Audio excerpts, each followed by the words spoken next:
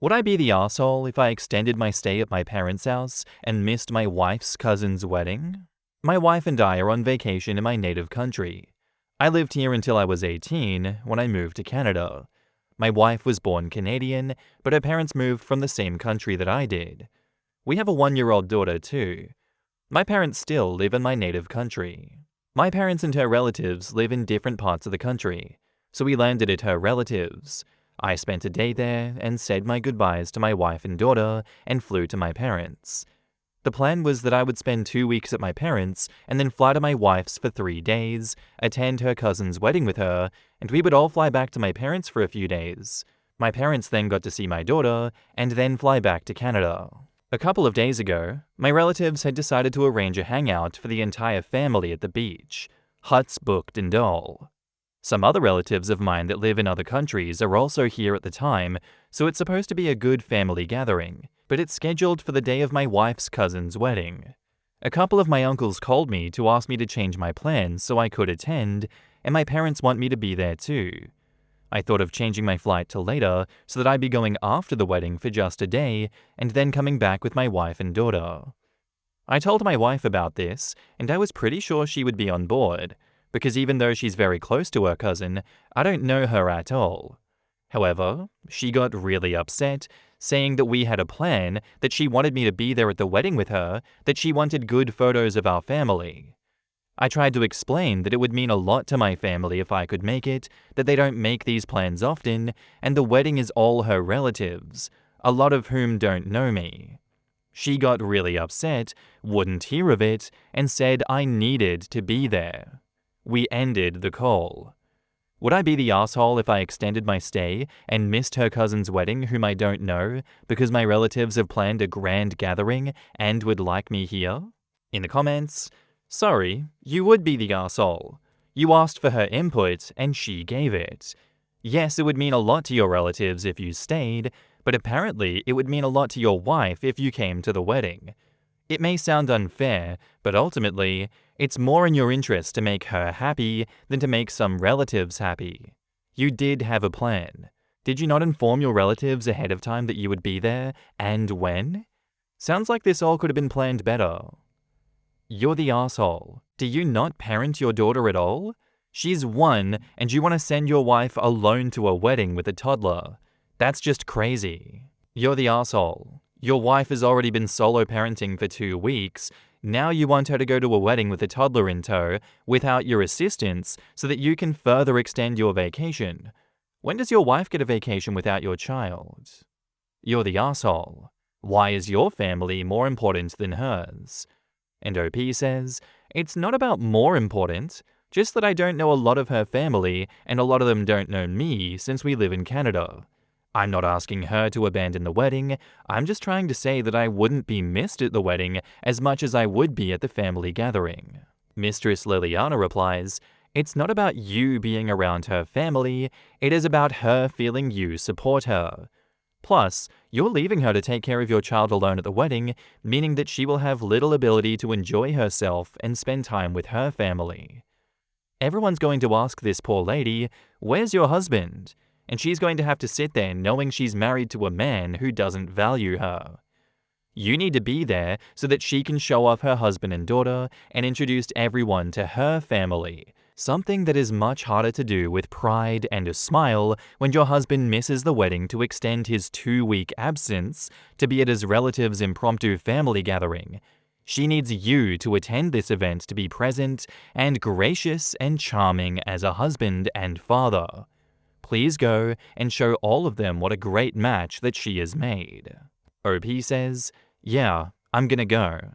I've let her know and have apologized for the stress. Shichimi88 replies, you should want to go yourself, not asking the public to defend your poor choice. Show your wife this post because you were going to show her if people agreed with you.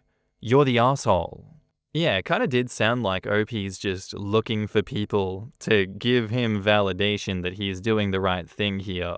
Even with what OP has said here, I don't understand how any of that is justification for missing the wedding. Oh man, I've married into your family and they're my family now, but my closer family gathering is actually more important than getting to know your family. Sorry about that. Take another week off, huh? Better luck next time. I don't know, man. That sounds like a one-way street to being divorced. Like, I do genuinely believe this is the start of a divorce if he were not to go to the wedding. And now, onto the update a week later. I had received a justifiably harsh response to my last post, and I can't thank everyone enough for that. I realized I was being a selfish asshole, and I went to attend the wedding. I had a really good time there. It felt really good to see my wife and daughter after 2 weeks. I was prepared to apologize to my wife's parents too for my reluctance, but fortunately, she hadn't told them that I was considering not coming during the few hours when I was undecided. I had to meet and greet a lot of people. My wife was the first amongst her cousins to get married, so I guess I'm the first outsider to become a part of the family, so I spent a lot of time talking to her relatives and got to know a few of them too. She's very close to her cousin, so she was basically what our equivalent of maid of honor is. She had a lot of stuff to deal with, and I was making myself of use by keeping our daughter preoccupied.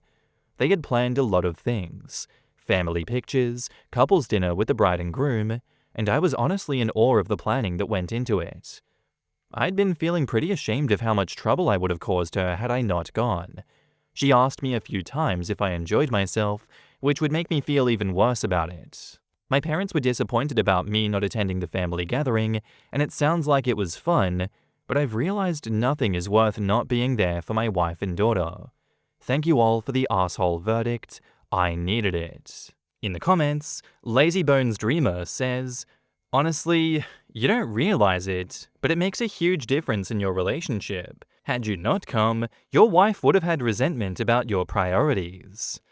Damn, his wife was even the maid of honor at the wedding, and he didn't realize until he got to the wedding? Did he not see her planning this stuff? Apparently not. I'm guessing it's because it wasn't about him, so he didn't bother or care. It really is crazy that his entire justification was, well, I didn't think my role would be that big, when his wife was apparently spending so much time planning pre-wedding events that he was in awe of it. I've had to have this conversation with some male friends of mine as well.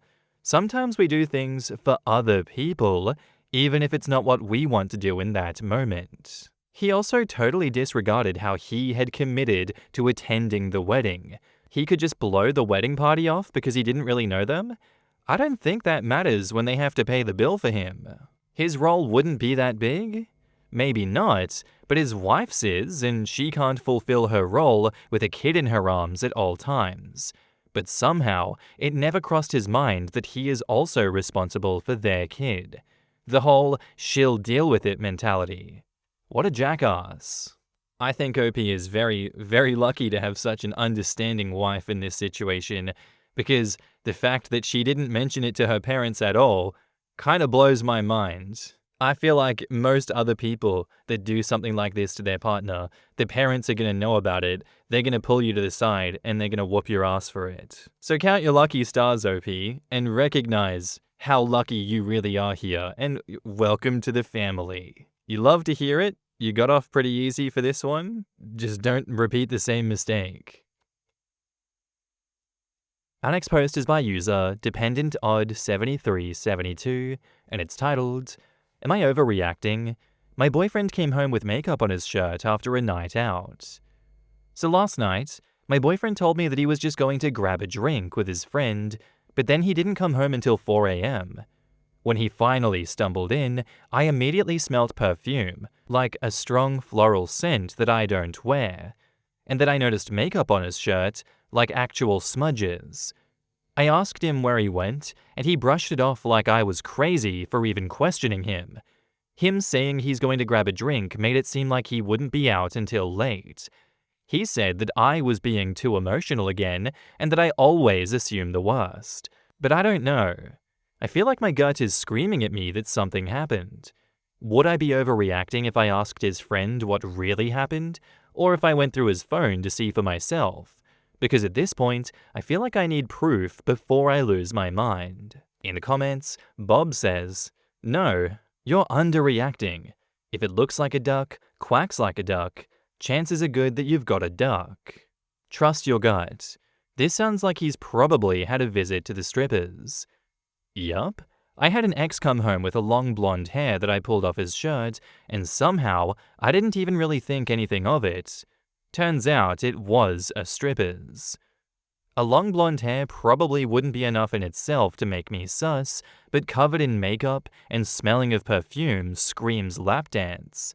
Won't be makeup, more like body butter. No, you aren't overreacting. I really can't understand a scenario like this that isn't cheating unless he was taken advantage of when heavily under the influence. Though my bets are that he cheated because he's gaslighting you and minimizing your feelings. I'd dip. I'm not saying this wasn't cheating, but just to offer a possible alternative, I often end up with makeup on my shirt at social occasions where I'm hugging or cheek-kissing women as a greeting, especially if it's a white shirt. Perfume can transfer too if they're wearing lots of it, which isn't uncommon for some women, especially if you're taller than them so their face is roughly at your collar height. In this instance, I'd say the context of him being dismissive about the question and him being out late at night grabbing a drink with one friend is suspicious enough, but the point is, makeup and perfume on a shirt can be completely innocent. I'm gonna go with you're not overreacting in this instance.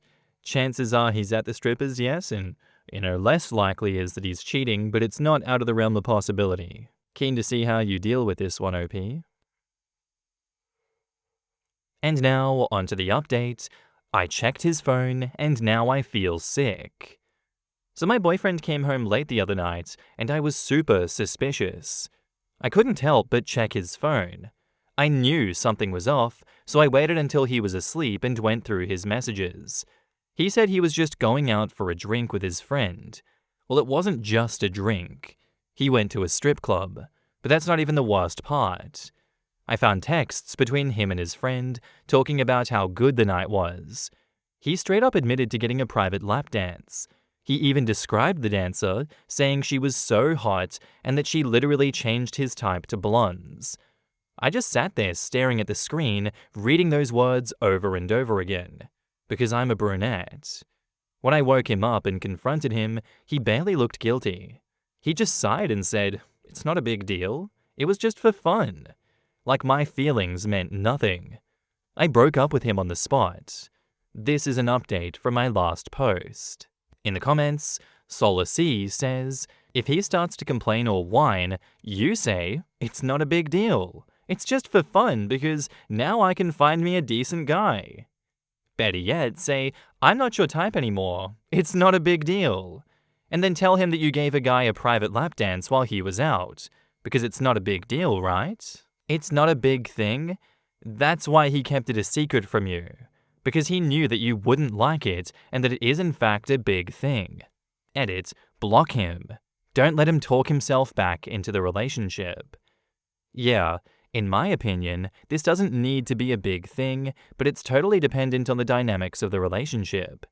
I've been in a relationship where a boys' night to a strip club wasn't a big thing, nor would it have been a big deal if it was the other way around, but that was cleared up front, so no hiding things should be necessary. The fact that he has to hide it tells you everything you need to know.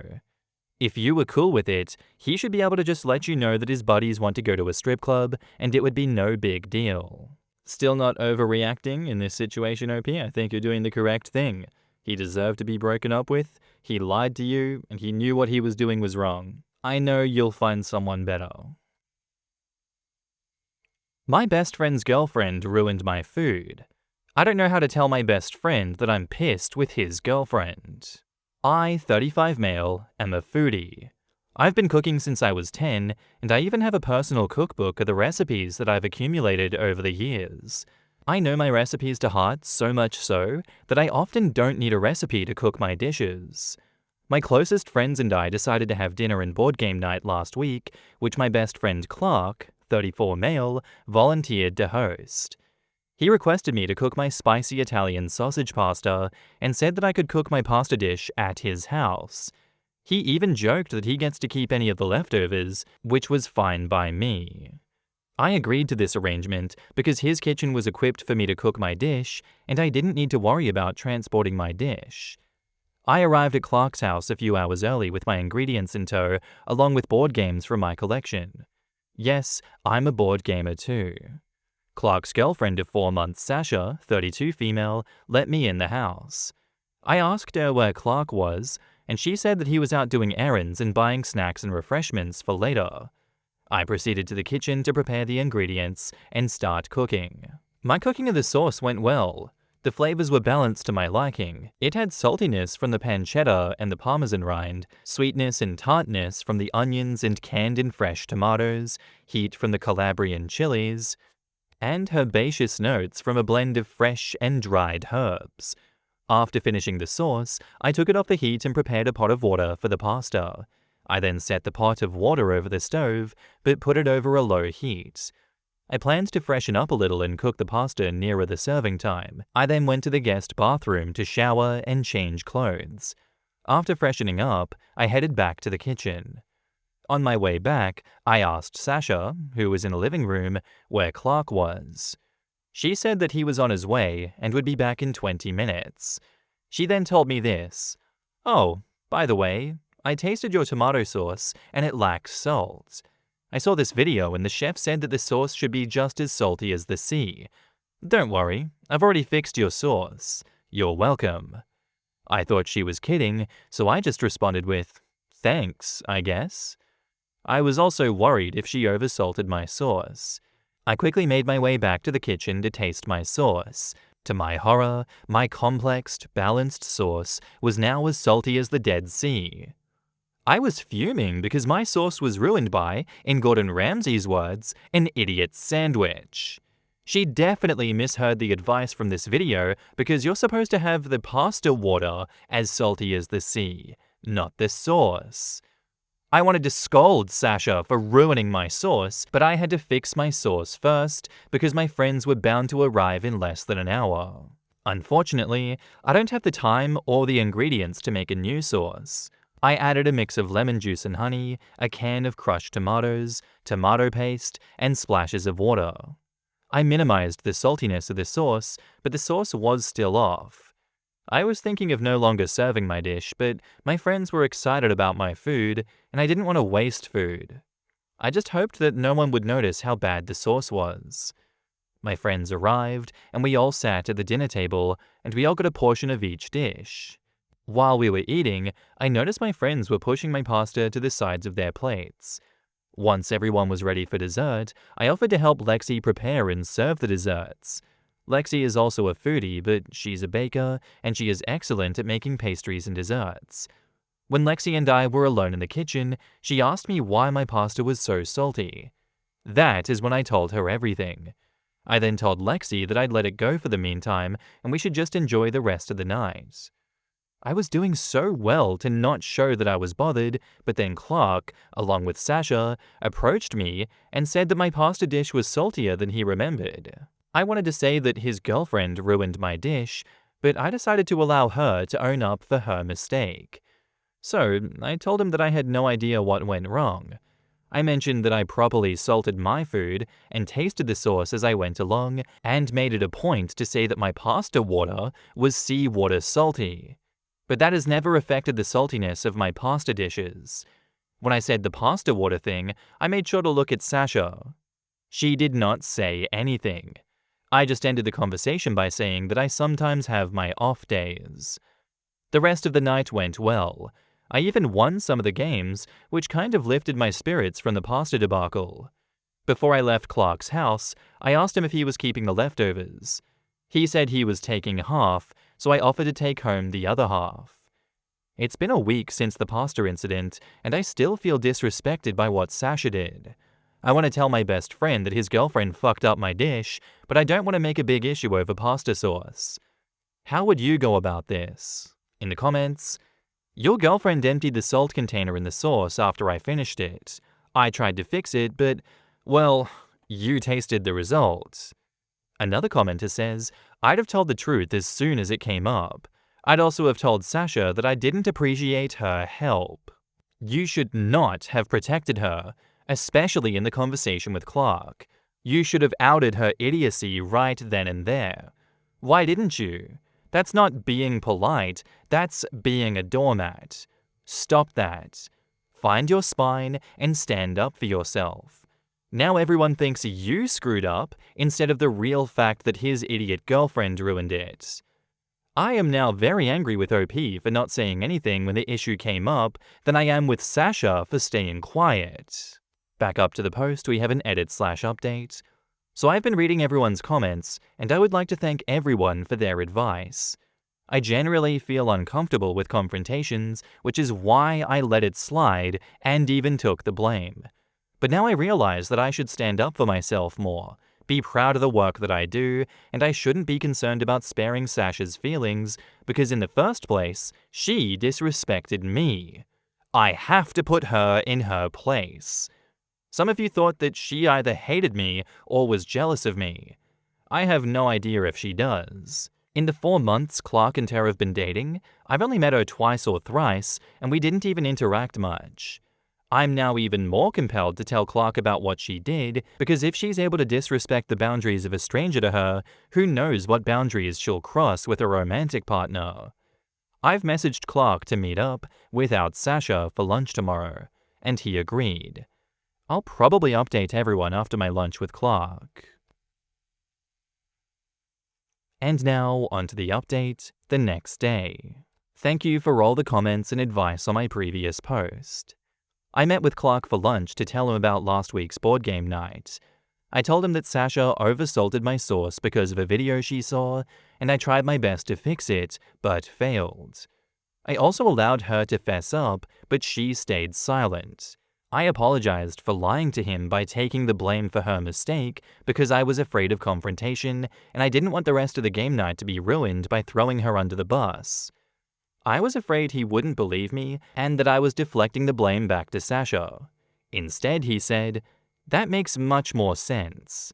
He then told me more about Sasha. When he met Sasha, she was trying to make lifestyle content. Currently, she wants to make cooking videos, but the videos she watched for inspiration were cooking hacks, where people were dumping dried pasta, raw meat, tons of cheese, etc. in a baking dish and then throwing it in the oven to cook. She saw the countertop spaghetti video, which she wanted to make for Clark's dad and sister when they were over at his house during the holidays. He refused to let her do that. Before we finished our meal, I told Clark to talk to his girlfriend and that I expect an apology from her and for her to also apologize to the rest of our friends for ruining last week's dinner. He asked me if I wanted to go to his place to get an apology now because Sasha was there. I declined because it would feel like we were forcing an apology from her by surprising her. After a few hours, I got a call from Clark. They got into a huge fight and they broke up. When he asked her to apologize, she refused and threw a fit. She was so annoyed that Clark would rave about me and Lexi's food, but never did the same when she cooked for him. He said that he always thanked and appreciated her efforts, but sometimes her cooking didn't go well. She served him raw chicken twice. In her rant, she said that her fixing the sauce was her way of saying that she was better than me, but when her plan backfired, she kept quiet and let me take the blame, and I dumbly fell on that sword.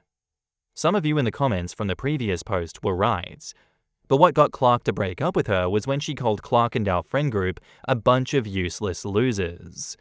He in turn defended us by saying that we were the most reliable, supportive group of friends he has ever had. We helped him get through his mum's terminal cancer diagnosis and passing. He told her to get out and that they were over. Clark assured me that he would be okay and he needed some space. I told him to call if he needed anything. It seems I won't be getting my apology, but that's what I get for not speaking up. Lesson learned. At least we won't have Sasha for our next game night, which I will host. In the comments, I'm glad that you told your friend the truth, and she ended up exposing herself as a red flag. Hope your turn hosting game night goes well. And that, OP, is why you need to stand up for yourself and not expect other people to do it for you. Well done. Clark suspected already. This is definitely crazy that came from her, and you have cut toxic shit out of your friend group. Decent adulting. If there is a next time, call out the bullshit earlier. Those cooking videos where the people dump everything into a pan and let it cook are utterly disgusting. I've seen one where they dump store pasta, water, raw mince into a baking dish, and then add way too much salt before covering the entire thing with Velveeta cheese. They are utterly disgusting. You don't make friends by dead-seeing the bespoke pasta sauce, much like you don't make friends with salad. This is a lesson for everyone else as well to, stand up for yourself and don't take that bullshit. If someone fucks with your pasta sauce, you be sure to point that out. You be sure to make them apologize. You call them out to the group. Because more often than not, they're gonna do what Sasha did in this story. And no one likes a Sasha. Thank you, OP, for doing the right thing, taking the advice of the comments, and actioning it. You absolutely love to see it, and thank you for the story, OP. Anyway, guys, that's where I'm going to end today's episode. I hope you enjoyed. If you did, let me know what you thought of it in the comments down below, and I'll see you in the next one. Bye.